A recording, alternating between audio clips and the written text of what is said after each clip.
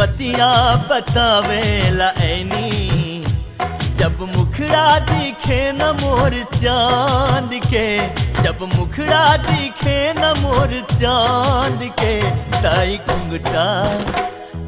घुंघटा कवन काम के, ताई घुंघटा कवन काम के, ताई घुंघटा कवन काम के, ताई घुंघटा कवन काम के।